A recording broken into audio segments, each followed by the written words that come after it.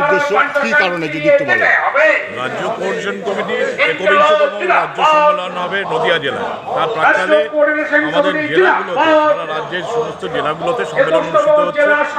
আজকে দক্ষিণ দিনাজপুরে এখানে 21তম জেলা সম্মেলন অনুষ্ঠিত হবে। মূলত কর্মচারীদের এই সময়কালের যে যন্ত্রণা, যে সমস্যা, তাদের যে আকাঙ্ক্ষা, সেগুলো নিয়েই এই সম্মেলনে আমরা আলোচনা করব। বিশেষ করে এই সময় আপনারা জানেন যে প্রায় 40% মানব ভাতা বকেয়া রয়েছে। সপ্তম বেতন কমিশনের দাবি আমাদের রয়েছে, কারণ কেন্দ্রীয় সরকার ইতিমধ্যে অষ্টম বেতন কমিশনকে উদ্বোধন করেছে। একই সঙ্গে দপ্তরের যে চেহারা, তাদের শূন্যপদ প্রচুর এবং অস্থায়ী কর্মচারী বাড়ছে, এবং এই অস্থায়ী কর্মচারীদের দাসখত লিখে সেখানটায় তাদেরকে দিয়ে কাজ করানো হচ্ছে।